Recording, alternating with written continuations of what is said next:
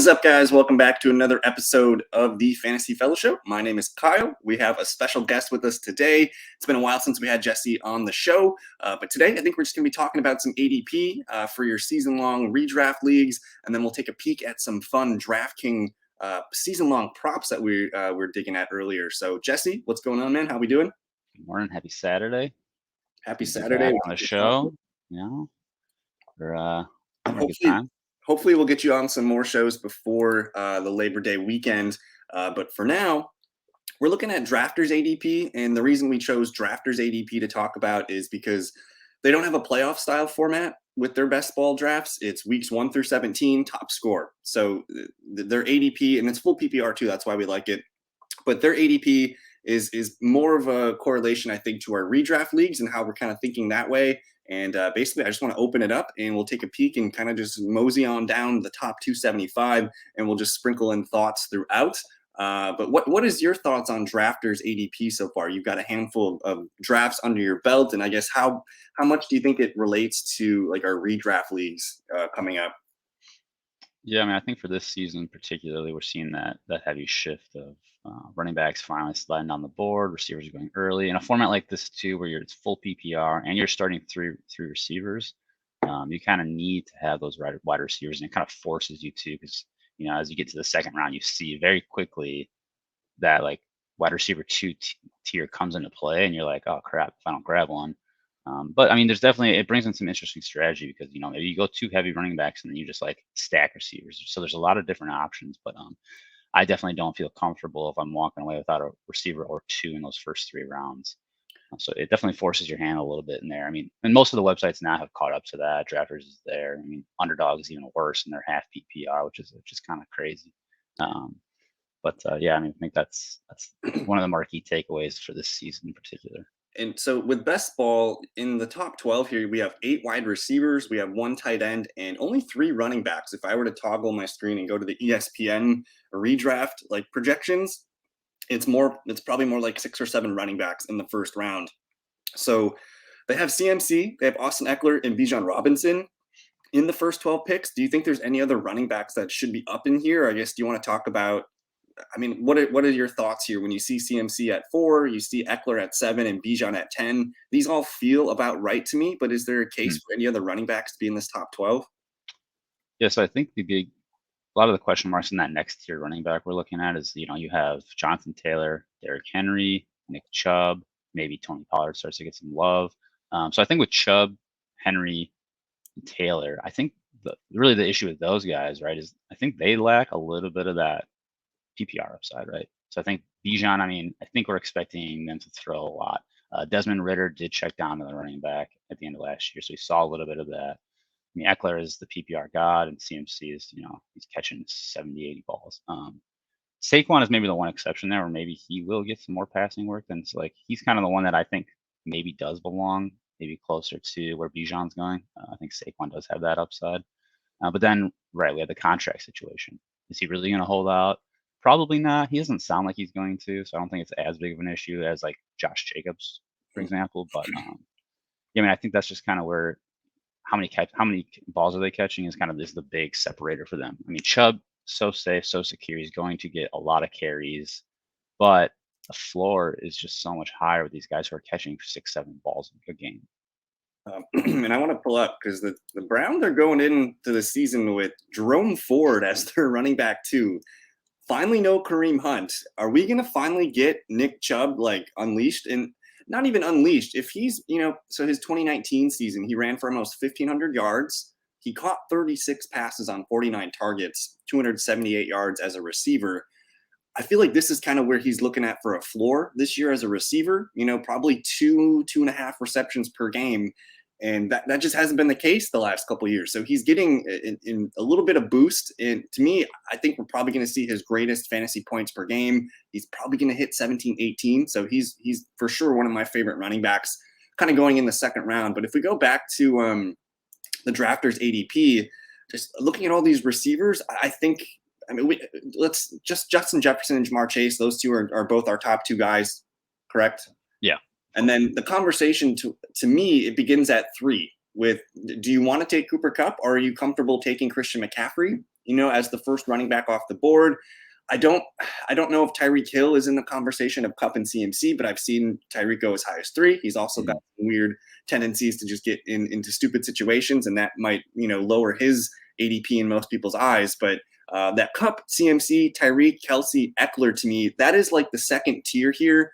Are you taking CMC over all these guys, or how are you navigating picks 3 through 7 here?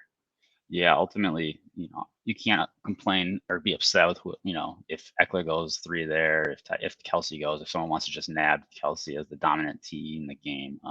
I think when you see from the best ball perspective, people try to strategize, so maybe they stack Kelsey Mahomes, but when you look at it from a redraft point, it's like, who here is the safest option on the board? Because in the first round, you just don't want it a bust, really.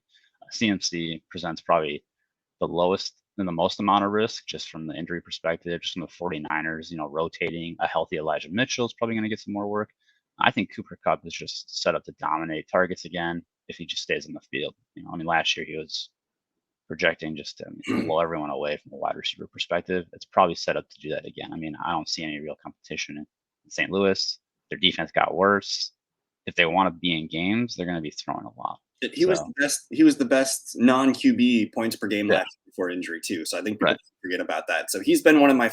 I've been taking Kupp over CMC, but because I do so many best balls, I have to mix in CMC at 3 sometimes. So those two to me are the top 3 and 4. And then if I go to my projections tab real quick, I just want to show you if I hit my flex tab.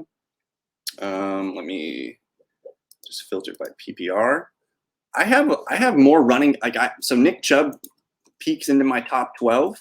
I got Eckler at 2, CMC at 4.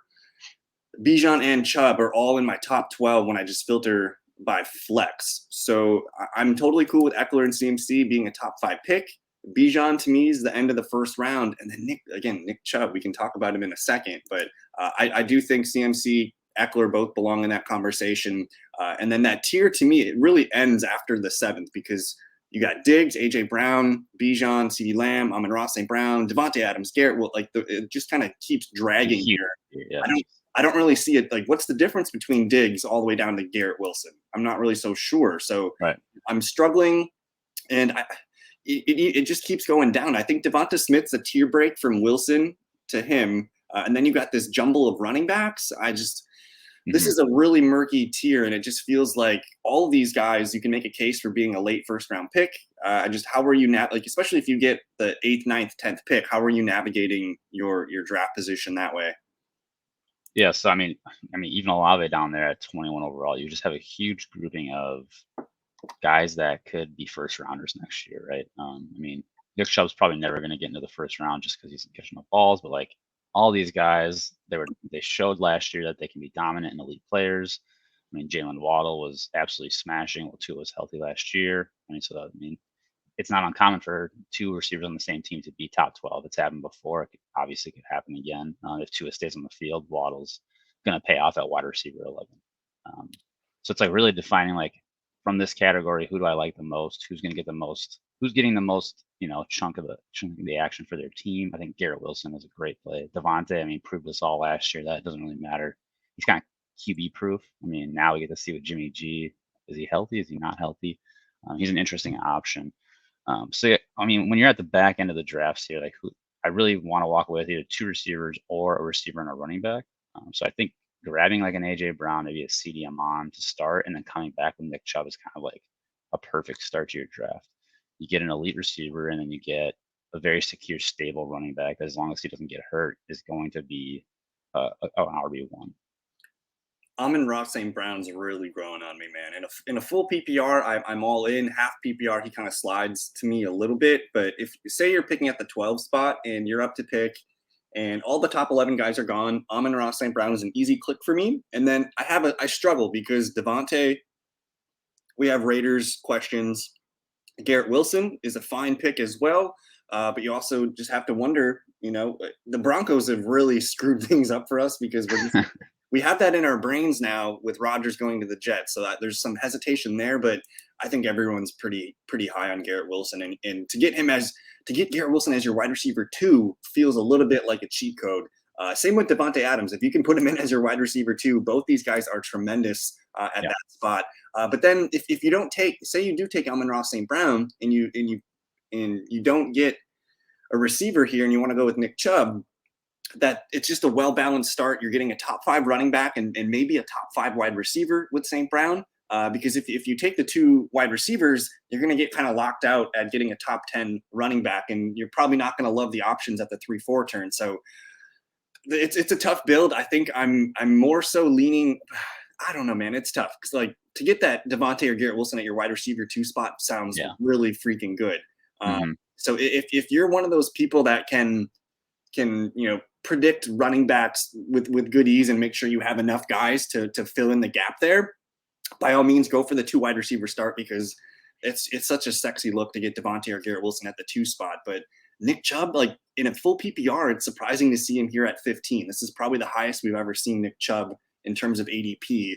Was he a 3rd rounder last year? Like beginning of the 3rd round, I believe. A fringe, late 2nd, early 3rd round pick last year. And as long as they don't sign another running back, he's going to remain in this top 5 running back group for me.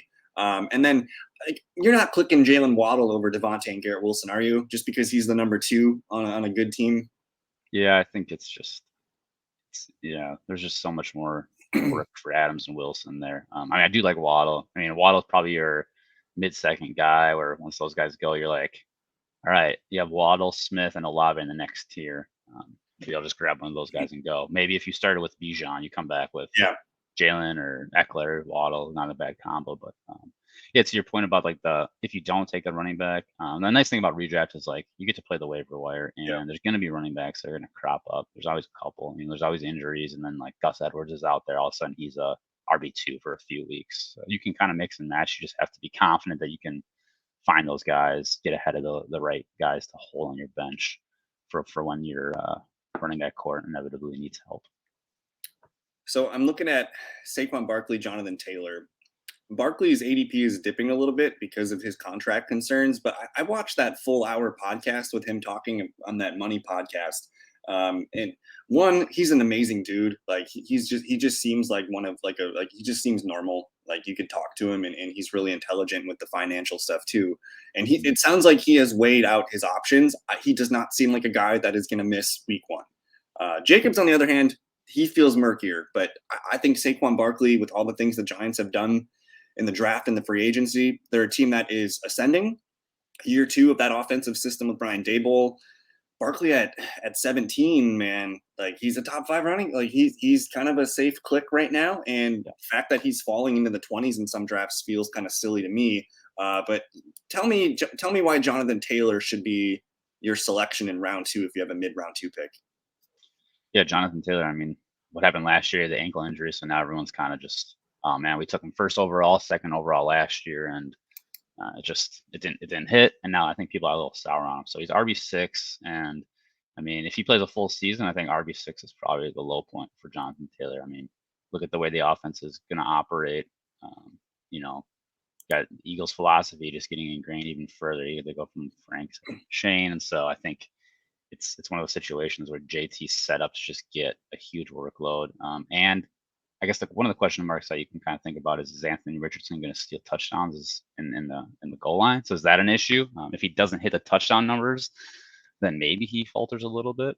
So I was waiting for you to say that, because that is the number one concern with Jonathan Taylor. But like you said, last year, Jalen Hurts, that offense is coming to Indianapolis. Last year, Miles Sanders was 7th in touchdowns with 11. I don't care about Anthony Richardson stealing touchdowns. If Jonathan Taylor he's much better than Miles Sanders. Jonathan Taylor, probably double-digit touchdowns. And whatever you feel about Miles Sanders, this offensive system gave him 1,200 yards, 11 touchdowns. Yeah. Jonathan Taylor, like this is his floor. As long as he plays 17 games, Jonathan Taylor has so many things that he could do, and he could be the RB1 at the end of the year. Like we just don't know. It's also a rookie quarterback too. So I think his tendency to just hand the ball off and do the play that's called is probably more likely than what you'd see with Jalen Hurts, who's kind of freestyling now in his 3rd or 4th year. So I want to debunk the Anthony Richardson stealing touchdowns thing because I don't see it here. Jonathan Taylor's a much better back than Sanders. So I'm Jonathan Taylor. I have not been clicking him a lot in best ball drafts, but now I'm starting to accumulate shares. It just seems the Colts are going to run the ball, man. Yeah. And I mean, they're going to run the ball. And who's their backup? You know, they got Zach Moss, rookie Eric Gray. Or no, Eric Hall or Evan Hall, I think his name is. all Deion Jackson's there. That's I think the founder, biggest. I'm not. So we debunked the touchdown thing. The only negative I can put on Jonathan Taylor is the receiving volume. They're not going to throw the ball to the running backs. Matt Ryan was a blessing. Phillip Rivers was a godsend that one year. Oh man, that's the area. If you're concerned about Jonathan Taylor, it should be for his receiving volume. And if anything, Jonathan Taylor is this year's Nick Chubb from the past 3, 4, 5 years. So that's kind of how I'm playing it. So Jonathan Taylor, maybe he doesn't have that number one upside. He'd have to rush for 17 touchdowns to do so. PPR is going to get dinged a little bit. Half PPR, he should be ranked a little bit higher. So that's just kind of how I'm viewing it. But he's still talented, man. He's in a contract year. It's a Jonathan Taylor season. But if you wanted to take Tony Pollard ahead of Jonathan Taylor, is that something that makes sense to you? Yeah, I mean, I think you want to talk about a number one upside. I think Tony Pollard does have number one upside. I think Dallas has already shown that, you know, they're willing to use Tony Pollard in all facets of the game. And I mean, you know, splitting carries with Zeke, he was just in a secondary role. He was last year. He's super talented. Zeke leaves behind 231 touches as a running back and 23 targets. Tony Pollard can't handle probably 300 carries, but if you give Tony Pollard the 231, so that's 40 more carries from last year, and you give him even a little bit more target potential, like Tony Pollard's a top 10 running back lock if he plays all the season, and top 5 running back is probably very, very likely for him. So he might be more clickable than Jonathan Taylor, for being honest, just because of that PPR upside. But either way, these running backs in the second round, Barkley, JT, and Tony Pollard, these are traditionally first round running backs. And now you can grab your AJ Brown or Stephon Diggs in the middle of the first, and then just come back and collect one of these stud running backs and come away feeling pretty good about it. So I like the ADP where it's at. I think if you're looking at CBS or ESPN or Yahoo, these guys are all pushed a little bit higher, so we might not be talking to the right crowd. But either way, they're great picks. What's your stance on Devonta Smith this year being wide receiver 19? He's ahead of Chris Olave. He's ahead of T. Higgins. Are you in on Devonta Smith at these prices? Yeah, I feel so. Like the thing about Devonta and T is I think we're getting the stacking bump here, from a best ball perspective. Because I mean, Chris Olave, DK. I mean, some of these other receivers that are going below them are true receiver ones on their team. And I mean, I think it's just Devonta. When you have Hurts and Devonta, you're gonna have some big boom weeks. But I think with Devonta, there are some floors. There's some floor games in there, and the floor can be kind of low. Especially in a week where the Eagles are just they're up by so much, they're just running the ball, and like Devonta gets left behind. But I mean, those big spike weeks are gonna do very well for you in a best ball format. I mean, in a redraft, you're plug and play them every week, so like you're gonna take the highs with the lows. I personally, I think I'd rather take Chris Olave. I mean, I know he's got some cues, like some question marks on injuries, but it sounds like the beat writers think he's going to be okay. It's just maintenance, if anything. T. Higgins is interesting to me because, I mean, that's a contract year receiver right there. And, Joe Burrow's, they're going to be throwing the ball a ton. So, and the primary reason for T's ADP right there is because he stacks. Like he's picked 23, right. Jamar Chase is picked 2. Those 2 picks correlate exactly. Yeah. So I don't know if he's worth a late second round pick like he is. I don't know if there's a difference between DK Metcalf and T. Higgins statistically at the end of the season. They're going to be pretty close. They're both going to be 70 to 80 catches. They're both going to be 1,100 yards and maybe double-digit touchdowns.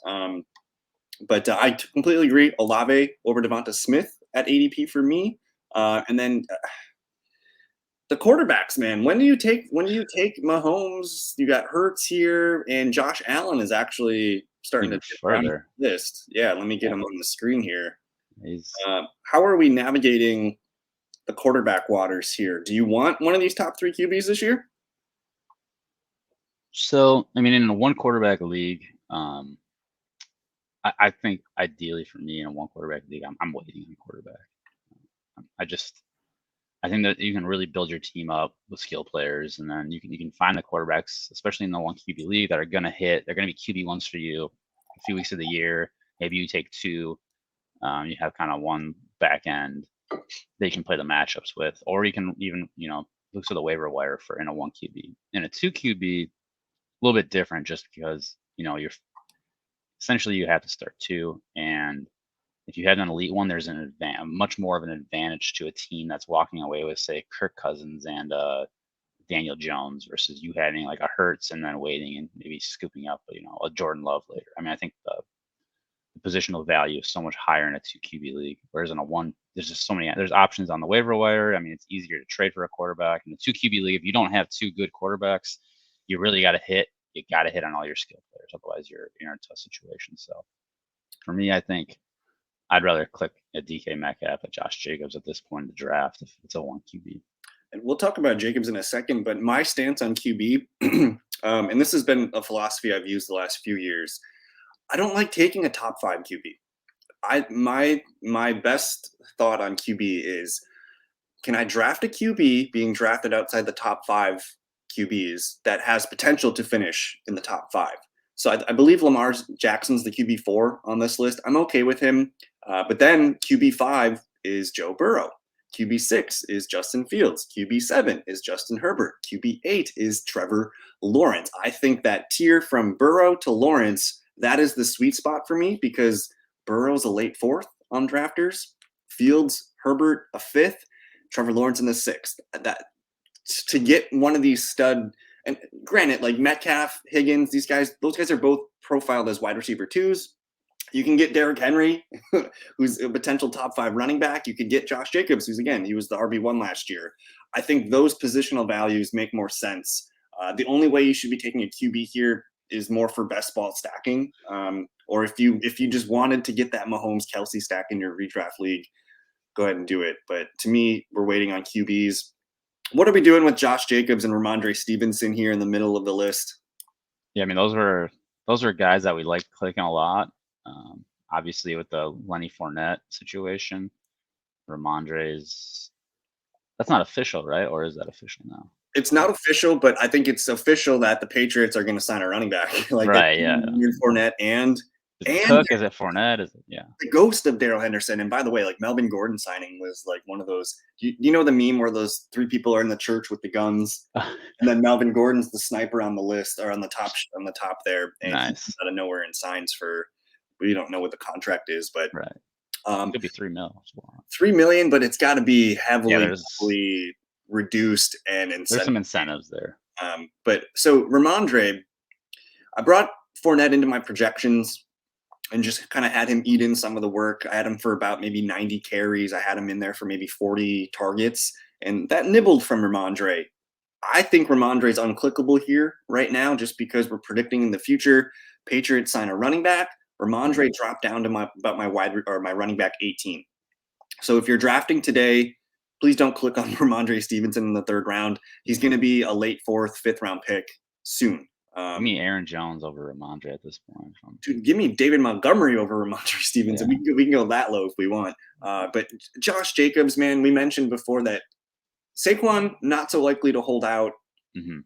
Jacobs seems like he could hold out. And then the elephant in the room that no one's talking about is J.K. Dobbins. We'll get to him when we get to him. But Jacobs, I mean, if you're drafting tomorrow, Jesse, are you still taking Jacobs here at 27th overall?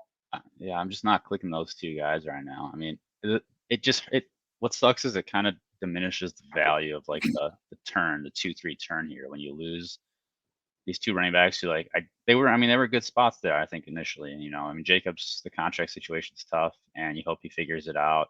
Just pay the man. Big NFL team, just pay the man.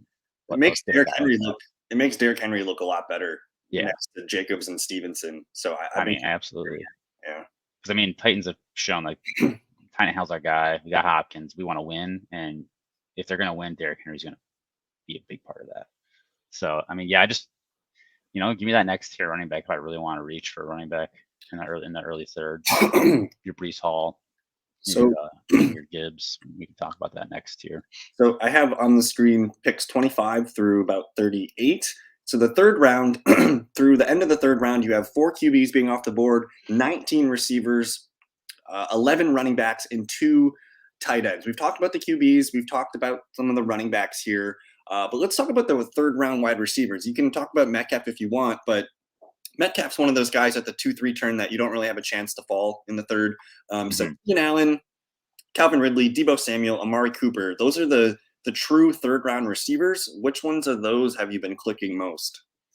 Yeah, I mean, this is that next crop of wide receiver ones who are just probably lacking top 5 upside. I think Keenan's the one that, if he has enough juice in the tank for one more year of like elite play, I think I think the targets are going to be there for him. I think Herbert could just have a nice bounce back year, and Keenan's kind of the chain mover there in that system. So if he just racks up enough, can scoop up, a few touchdowns, he's in a really good spot. Because He the upside, actually dominated last year. yeah, I mean, those are some nice numbers, man. And then the number one complaint I see with Keenan Allen is he's injury prone.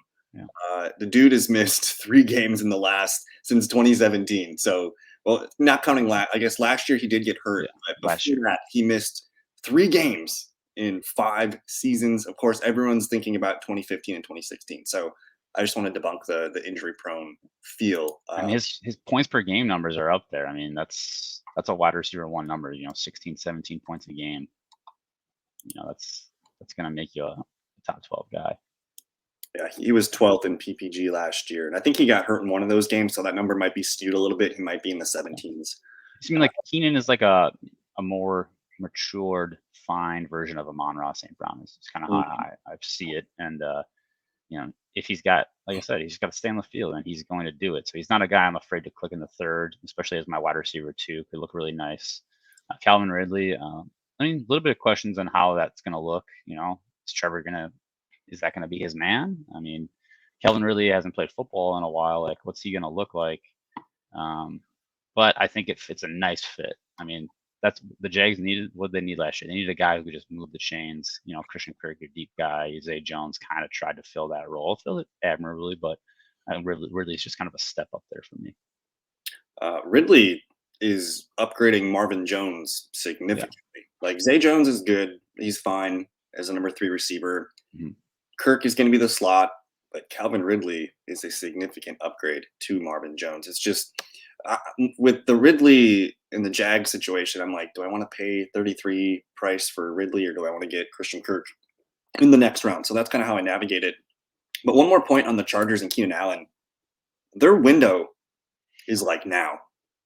Keenan Allen's over 30. Mike Williams getting up there too. Eckler up there too. The core of Eckler, Allen, and Mike Williams. This might be the last year we see them all play together healthy.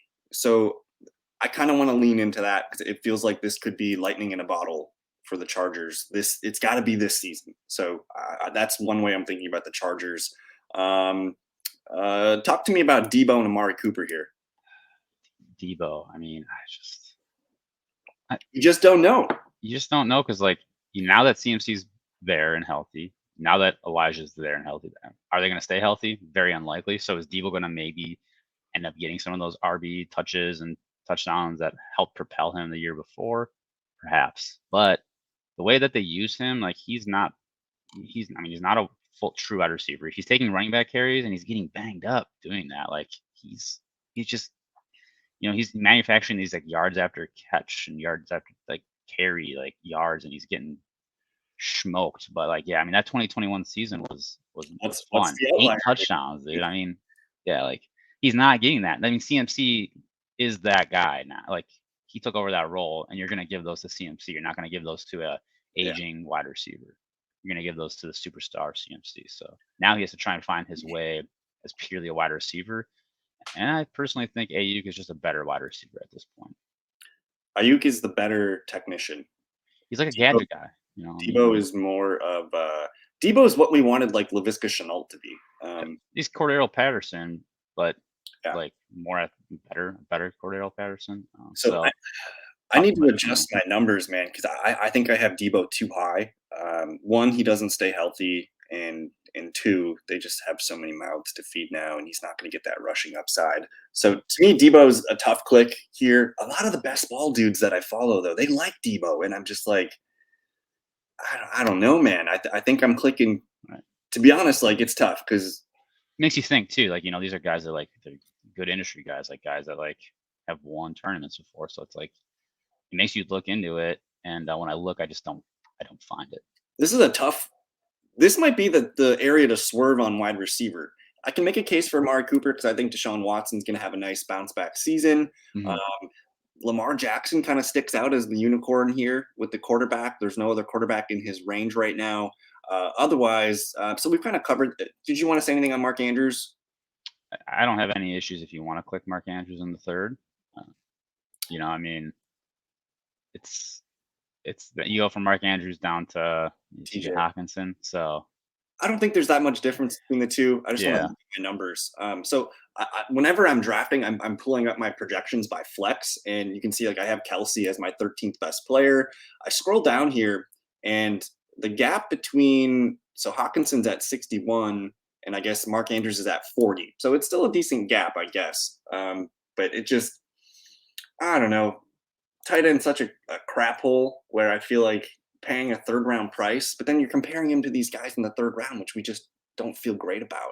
right. And that's what I'm meaning. Like, and if you look at this list, like guys who are going to catch 10 touchdowns, Mark Andrews might be, like Yeah.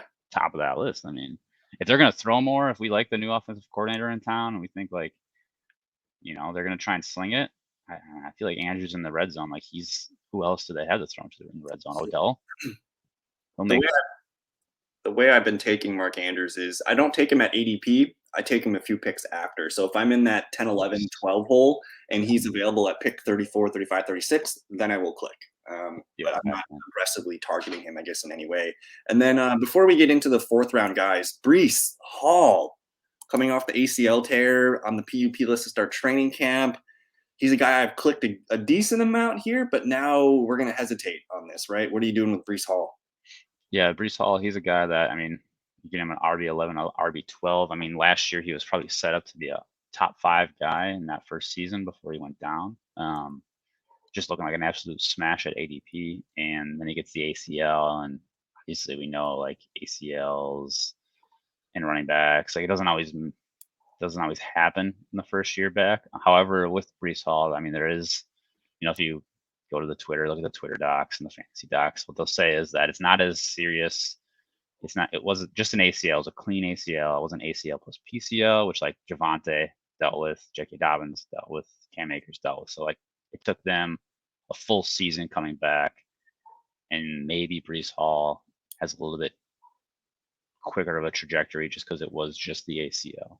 However, it's the third round.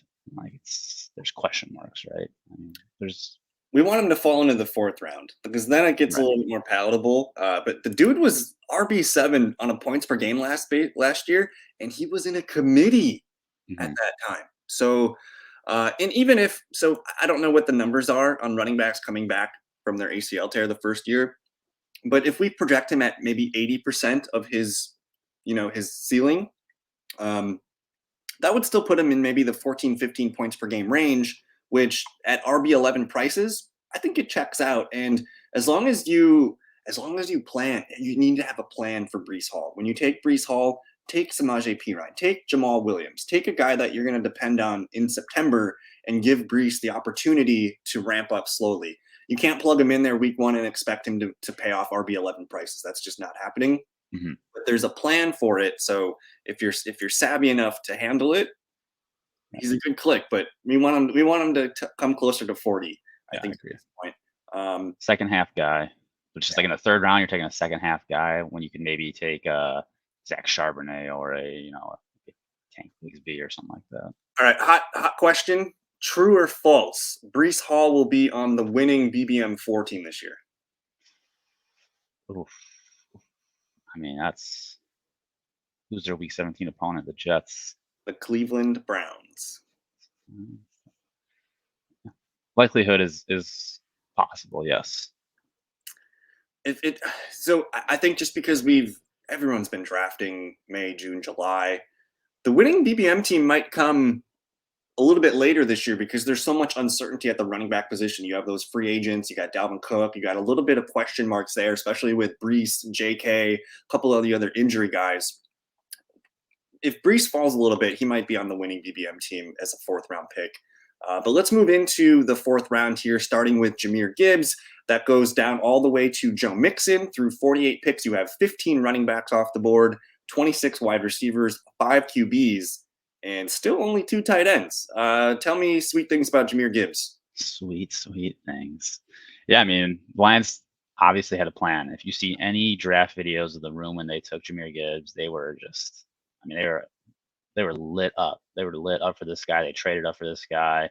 Nobody saw that one coming, except for the Lions, and they obviously have a game plan for him. There's the big stigma of Detroit running backs, but obviously this is, a newer regime. They clearly did not like DeAndre Swift. They had some sort of riff, and so this is their guy. I mean, this is the Detroit Lions guy. This is the Dan Campbell guy. And so there's it's just a lot to like there. There really is. This DeAndre Swift RB17 in PPG last year for PPR points. Yeah. Even look at it, he's 70 targets. I mean, Jahmyr Gibbs is going over 99 carries. He's probably going over 70 targets. RB17 is his floor in a full PPR league to me. Oh man. And after Amon-Ra St. Brown, Jesse, who is their second best receiver? Can I sell you on Denzel Mims? I'm rooting for Mims, but honestly, I think the fact that the Lions were willing they wanted to take him with their 7th overall pick. Like that's how like they were ready. They struck one that shouldn't have happened, and then you also have, and I should do a deep dive on first round running backs, especially running backs taken in the first half of the first round. Yeah. You want Bijan and Gibbs on your team this year. Please take them. They have a plan for Gibbs, man. And I listened to one of their beat reporters yesterday. He was on a show with the NBC dudes, Patrick Doherty and is it Denny Carter?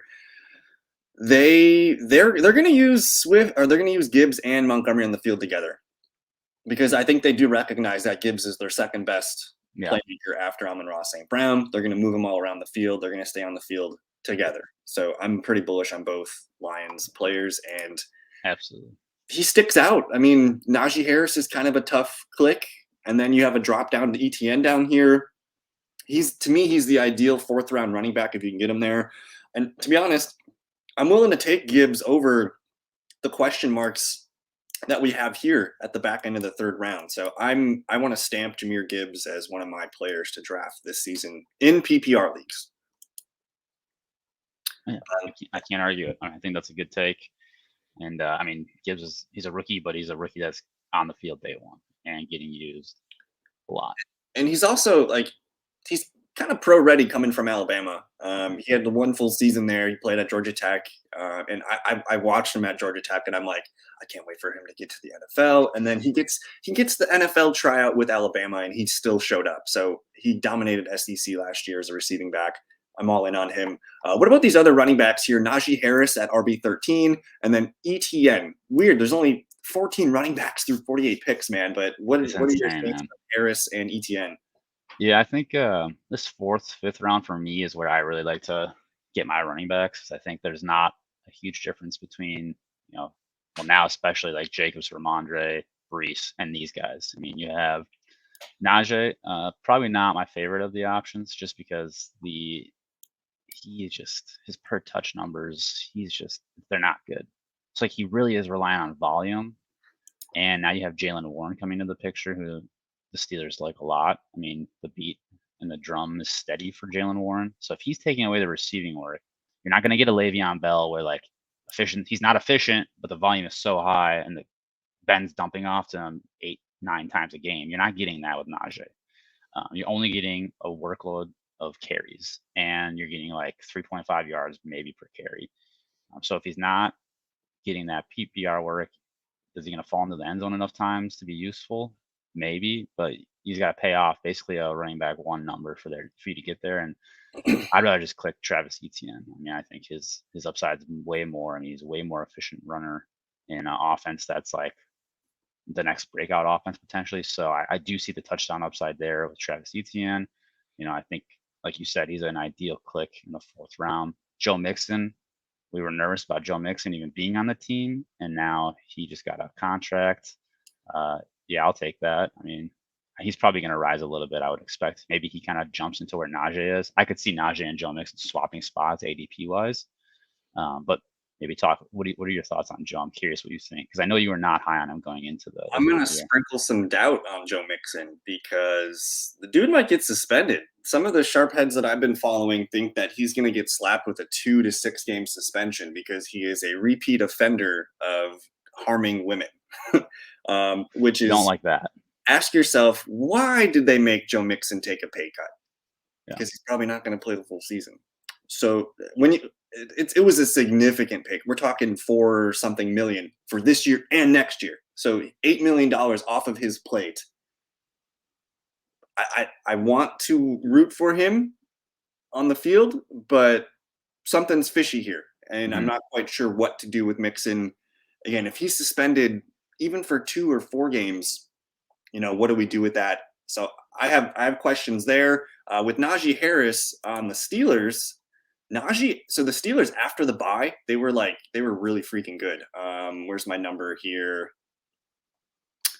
Let's see. Before the bye, they were 2-6. They averaged 15 points per game. After the bye, they were 7-2, 20.8 points per game. So if we get the Steelers after the bye all season long, Najee Harris was up here at 15.33 points per game, RB11 in points per game, RB7 in total points, 2.77 targets per game.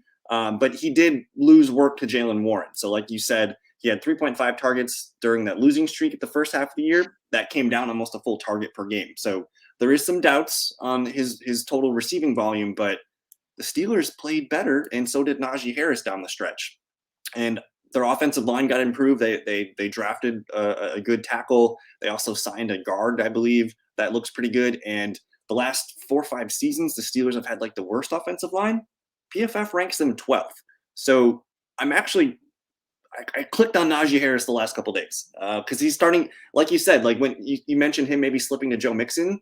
When I get mid-4th Najee, and especially like if you load up and you go 3 wide receivers, Najee starts to look a little bit better in the 4th round. So I would say Najee feels like hitting a single. He's not going to be a home run. He's not a top 5 running back. He might not even be a top 10 running back, but is he a top 15 running back? Maybe, and I feel as long as he's healthy for a full season, you're getting a decent pick. He might not be a home run hit, but again, I think there's room for him this season. And we're kind of like, are we both kind of like in on the Steelers this year? Yeah, I mean, I think they're, like year 2 Jags. I think like maybe year 2 Steelers with Kenny Pickett kind of makes a lot of sense. Maybe Kenny Pickett's not quite Trevor Lawrence. Yeah, but and then I didn't talk about ETN. Where was ETN last year in points per game? You also made a good point about if you go through receiver at running back, you just need bodies. Yeah. And Najee's a body that's, if he gets you 13, 14 a game, you're really happy with that. So I don't think he's a good best ball pick, but redraft, I want 13 points. I want my Damian Pierce points, Exactly. Yeah. And then ETN last year, RB24 in points per game.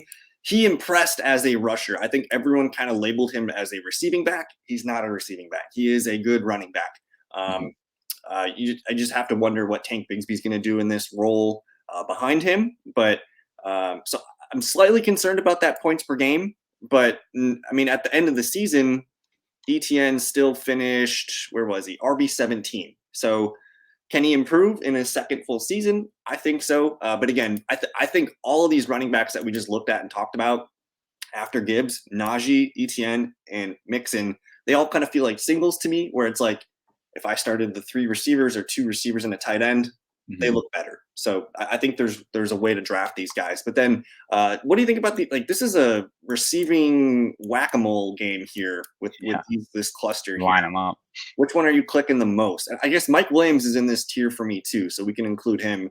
But if you had to click one of these receivers, which one are you clicking first? Yeah, this is one where I think I click Drake London the most. Year two receiver with the theoretically upgrade at quarterback from Mariota, in a position where their number two receiver is a tight end. And I think this is a funnel offense. It's going to be kind of like Minnesota. You're funneling targets to Drake London, Kyle Pitts, and Bijan, and that's really going to be the offense. Dude, look at what he did at the end of last year.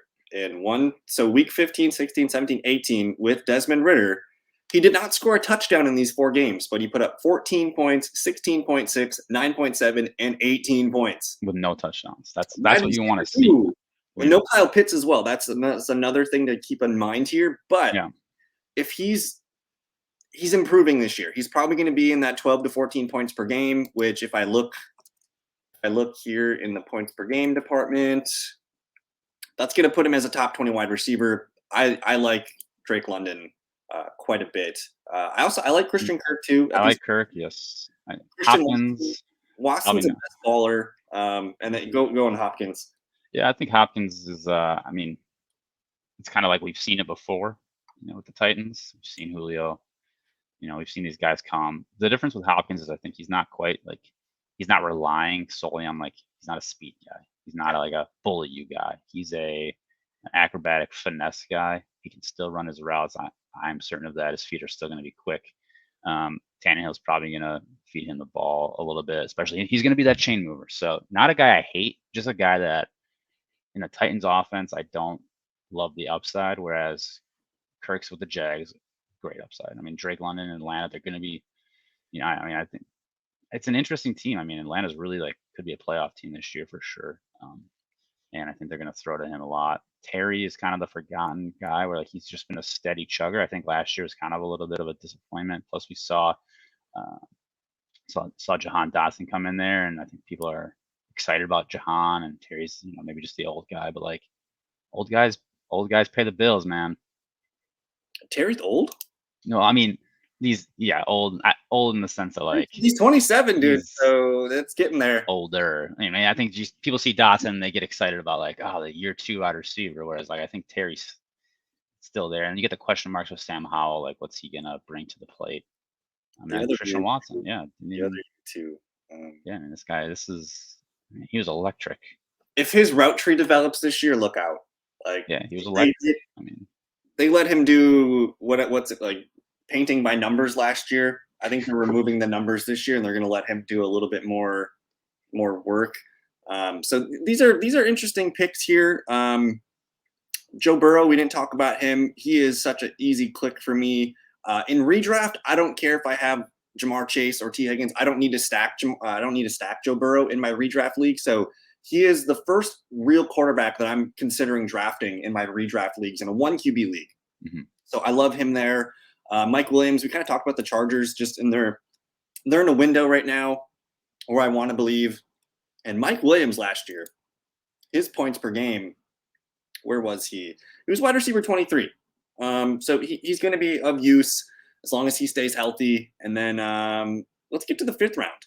DJ Moore, I guess we're going on 48 minutes. So do you want to just kind of do rapid fire here? Tell me your favorite pick here in the 5th round from 49 to 60.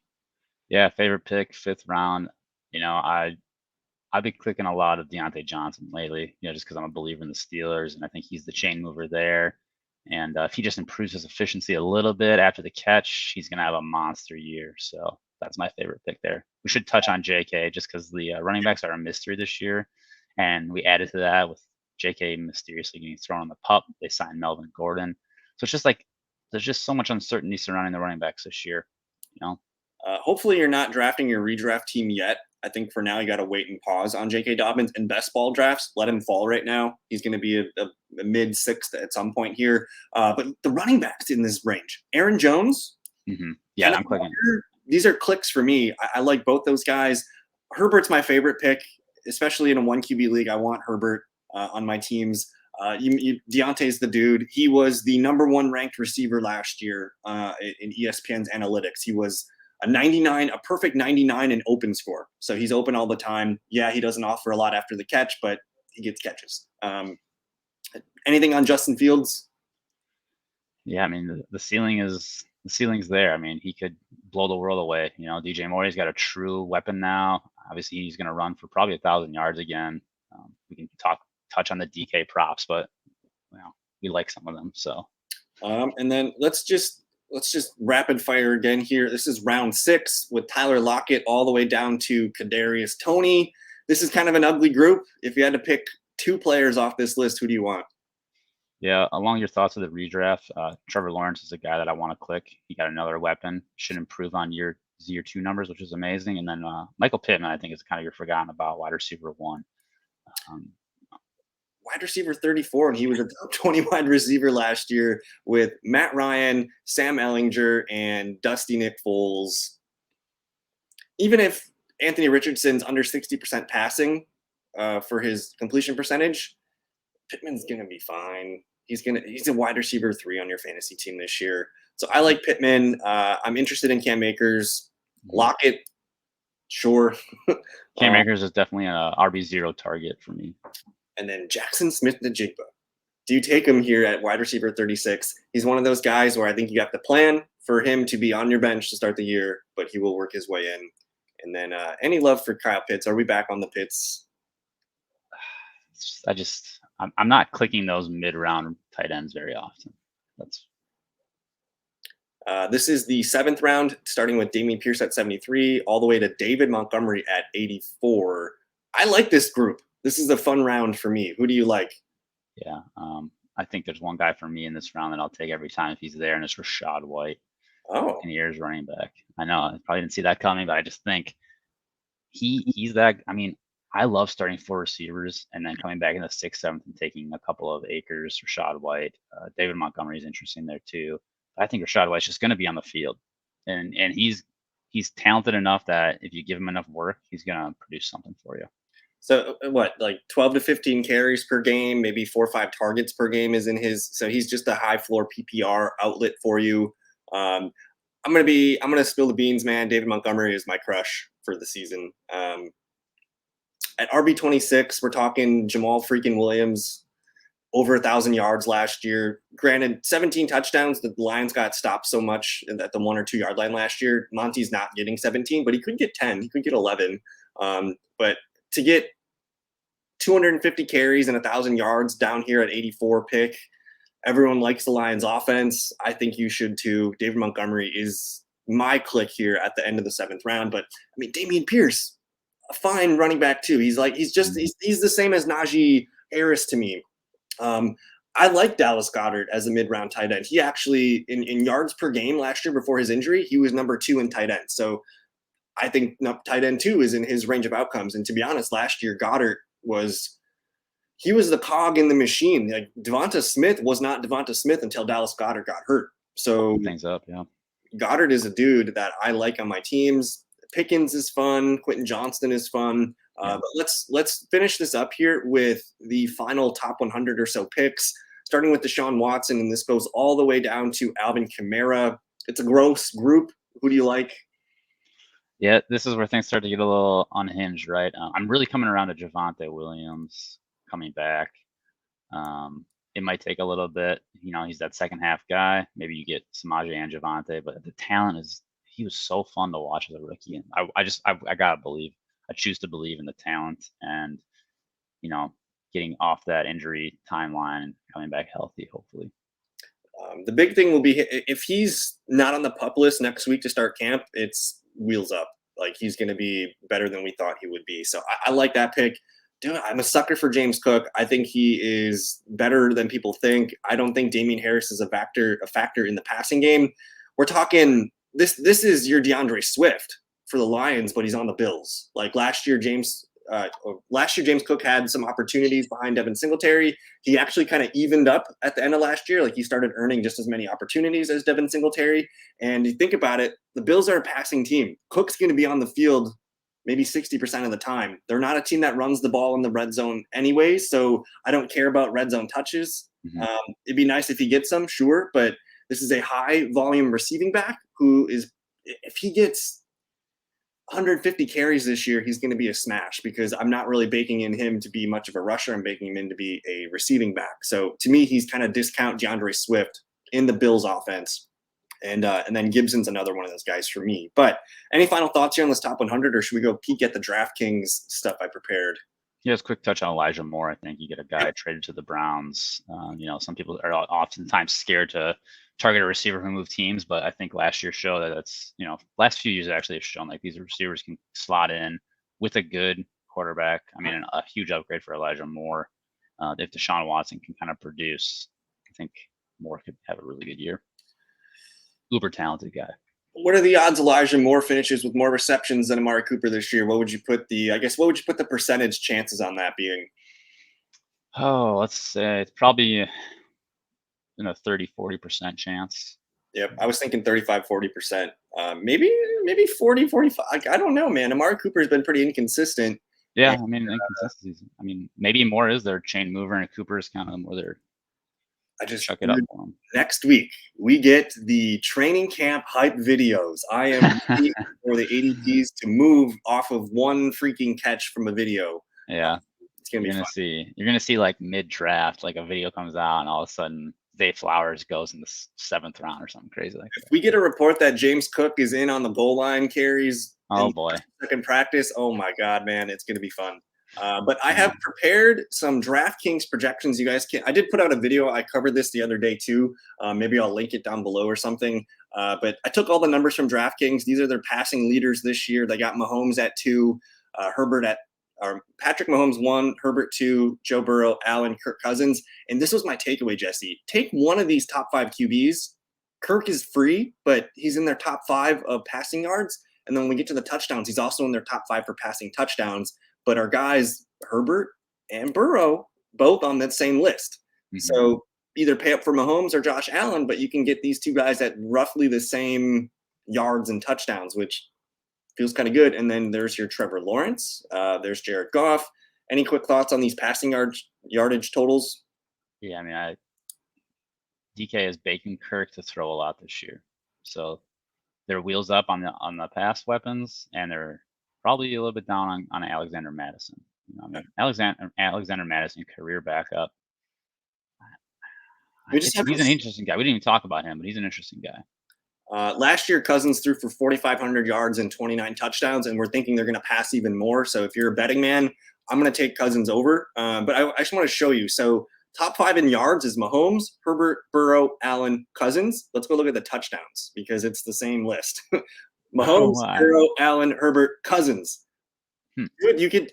I'm telling you, Burrow and Herbert. The fact that they're on the same list, top 5 twice, with Mahomes and Allen, they should be your quarterbacks you want this year. And then if you don't get them, go get Kirk Cousins. Like he doesn't rush, but so what? He's Joe Burrow light, man. He's free. Yeah. And again, like right on the fringe here, Lawrence, Prescott, Rodgers. The thing you will not see is the rushing QBs. Like last year, let's see. They have Justin Fields down here at 2,850 for his yards. Only Desmond Ridder is below him. They have Daniel Jones pretty low. So these rushing QBs are pretty low. They have Hurts at 3,700. They have Watson at 3,650, which if you're a betting man, go hit that, please. Seems like a crime. Over. And then if we go down on the touchdowns here at the bottom of the list, Ridder, Jones, Fields, Pickett, Tannehill. Anything stick out on the bottom of this list that you like the over? Yeah, I mean, I think just those bottom 5 guys. Yeah, I'm thinking 2 to 3 of those are hitting 20 touchdowns. I think Fields is close. He had 17 last year. Kenny Pickett feels like he's going to get over 1 touchdown per game. I just think they're going to pass more. They're going to open the playbook up for him, and hopefully the game slows down for him a little bit. Very curious to track Kenny Pickett this training camp. My biggest thing with Pickett is their offensive line was pretty bad last year, and it's year 2 for him in the system. It's also year 2 for George Pickens, which is probably a big deal too. And the offensive line is improved. He's going to be able to look downfield for a half a second more, maybe even a full second. You know, that's going to. I think it's going to increase his numbers because last year his yards per attempt were bad, and his touchdown percentage to attempts was really bad. So touchdowns and yards are going up for Pickett. I like that quite a bit. Let's look at the rushing yardage leaders only 6 running backs over 1,000 yards. I think there was like 15 running backs over 1,000 last year. Wow. If this Ramondre prop is still out there, I'm taking the under on that. But what do you like here on this list? I mean, wow, that's obviously there's some value to be had here. Najee Harris is probably going to get tapped. Bijan 1,100. I mean, people are talking about him going for 1,600 yards. So like, Algier was 1,000-yard back. I think he had like yeah, I mean, 50. So this is a smash. yeah, I mean, I think I like. I'm looking at this tier just under 1,000, and I like all of them. ETN, Sanders, Najee, Walker, They don't Pierce. even have CMC. Like, Yeah, this is what the hell? it's a crazy list. Justin Fields, 825. What was he last year? 1,100. He had almost 1,200 yards last year. So that's maybe they're baking in some injury risk here. And then, dude, last year, Dameon Pierce ran for 939 yards in 13 games. They're giving him 900, whatever. Yeah, if you like season long, I mean, season long's tough for me just because like it's like you gotta wait. It's a waiting game, and like I like my like just single game props. We do our prop show. Probably make sure we bring that back for this season. I'm not a big bettor on these, but technically, like we hold up our money all season long in best balls anyway. So we're betting on these guys to hit these just indirectly. But Fields the highest QB here. Other QBs to mention: Lamar at 725, Jalen Hurts at 700, Daniel Jones, Josh Allen at about 550, 575. DeAndre Swift was the last running back I logged here at 500 yards rushing. I can't click on him, man. I can't do it. Just can't click on him. There's no receiving work in Philly. Yeah. And if he's going to run for 500 yards, that's only 50 points sprinkled throughout the 17. Like, I don't see it, man. How many yards did Jamal Williams have last year with the Detroit Lions? Rushing yards? It was just over 1,000.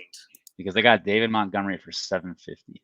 Montgomery's a smash. Like it's not even a thing for me because again, look, it was 15 running backs over 1,000. Jamal was 1,066.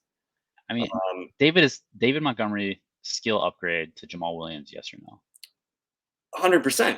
It's not even close. And he's a better receiving back too. And the fact that Montgomery last year, in the last few years, Montgomery's been a top 10 running back before on a shit offensive line in Chicago. And now he's going to one of the best. I've seen Detroit ranked as like a top 5 offensive line. And this was the same, like they were a top 10 offensive line last year too. So if you, and maybe Jamal doesn't get, or maybe David doesn't get 262. Maybe he gets 240. Maybe he gets 230. He's still going to get there. Yeah. He's still going to get there. Absolutely. So yeah, that's low. Cam Akers is pretty low too. There's your Rashad White. And then they got Rashad Penny over DeAndre Swift. So this is just confirming my hatred for DeAndre Swift. Dude, I don't think they sold him for a 4th round pick. Yeah. That's what they think of him. Look at the rushing TD leaders. Note that nobody's over 10. Henry and Jalen Hurts are at the top. Nick Chubb, JT, which we mentioned, JT probably going over. Bijan, Tony Pollard, Eckler. Some interesting thoughts here. I mean, nobody over 10. I mean, that's just like it just tells you like DK, they're down on running backs, probably up on receivers. Like you had 8 running backs go over 10 last year. Yeah. And that's not even including Jalen Hurts is like 11 or 12. I mean, Derrick Henry's getting 10 rushing touchdowns. Kenny Walker, dude, at 7.5. That's a nice number. It feels nice. CMC 7.5 feels nice. Interesting. I mean, yeah, there's definitely going to be. I mean, Josh Allen, that's an interesting number. Dameon Pierce, 6 touchdowns. We're asking for 6 Dameon Pierce touchdowns. Very doable. And then there's DeAndre Swift at 4.5. They look at James Cook popped up on the list, not for rushing yards, but for rushing touchdowns. So something's cooking there. I feel like James Cook is the guy. And then I like the receiving yards. I think these are a little bit more fun to look at. They have, let me see, they have 13 receivers over 1,000 yards. Tell me, like, all these guys are clicks. You want all these guys here. Is there any receiver that you don't want from this list? Nah, man. You want them all. If you can get 2, catch them all. Take 2. Yes. If you can get 2, this is the way. for this fantasy football season. Like, Click them all, man. look They at got them on or under 1,000. yeah, Thinking that's about a that. smash. I think Devonta, DK are both good bets. After that, that's where the questions kind of come in. Evans at 925. That might be an under for me. That's That's an a under for me. I think this is Evans's first season under 1,000 yards. yeah. Where's Godwin on this list? I was thinking the same thing. If he's on there, he's down. So they have Calvin at 900 and Kirk at 825. I think that's an easy smash for me on Christian Kirk. Dude had 1,100 last year. Yeah. And to be honest, like, yeah, Ridley's going to be on the field, but they're not changing their formations. Like Marvin Jones was on the field a lot last year too. Sure, some targets are going to go from Kirk to Ridley, but not 300 yards less. London, 825. He had 800 yards last year. So that's an Deontay, 825. I mean, Deontay's easy. There's Godwin at 775. Do you like Watson or DJ Moore to hit 800 or both? I think DJ Moore for sure could clip 800. I mean, his career has been pretty solid. Christian Watson can do it too. I mean, where was he at last year in like a 13 game, not a 10 game sample size? He's probably in the 600s. Lazard at 77, 788 for Lazard. Watson at 6'11", and maybe he didn't really truly play in a full 14 games. No, I'll go over on Watson. The thing with DJ Moore is his reception total might be low, but when defenses have to worry about Justin Fields running, that's going to suck safeties up, and you're going to go whoop right over the top. Yeah. DJ Moore could probably have a career year in yards per catch. So I'm cool with that one. Receptions, I'm still unsure of, but I think 800 yards is pretty easy to click. There's your Godwin 775, which we'll look at his reception total. I feel more comfortable with that bet. And look at the difference here. Waller, Pitts at 700, and Goddard's right there at 675. So they view those guys all kind of the same. Kittle's not that much more ahead of these guys, and Goddard's being drafted after all these guys. Actually, Waller is. So Waller is interesting list. Yeah, they got Waller high. I think that. I mean, it's an interesting Waller number. If he stays healthy, man, I mean, he could just get absolutely smashed. Kadarius Toney at 630 yards, and yet he's being drafted in the 6th round of fantasy drafts. Quentin Johnston, that's a pretty low rookie number. Tyler Higbee and Dawson Knox making their lists. So is Robert Woods, Njoku. Tim Patrick, what the heck is he doing? He's going over 5. What's he doing? They got Sutton at 650, which is pretty low. That's pretty low. I mean, a lot of these are pretty. And I don't know if they're artificially juiced low, but I think they're going to add more as we get healthier into the camps here. But it's a fun list. Receiving touchdowns. Look at who's number 1. They got a guy with 10.5. Seal. I think he's the fellowship seal of approval. If you have you could take him with the first pick. I don't care. I can't fault you. Chase is the guy. Cooper Kupp, we talked about our love for him. There's JJ, there's Kelsey, Devontae, Garrett Wilson, top 6. CeeDee Lamb, Waddle. The Eagles receivers are kind of low. AJB at 7.5, Devontae at 6.5. I'm taking the over on DK though. 7.5 feels too low. That's 8. Yeah, that is very low. He only caught 6 last year, but he's Mark Andrews 6.5. Yeah. Smash. Lockett at 6.5 too. Both Seahawks are a little low. Look at this one. Wow. Yeah. That's it. Those 5.5 numbers look like overs for me. Olave, St. Brown, Keenan, maybe even Judy, probably Kirk. Yeah, Mike Williams. I mean, that's the sweet spot right there. Yeah, for sure it is. They got Tony at 5.5, probably not. Hawkinson only at 5.5 too. So London only at 4.5.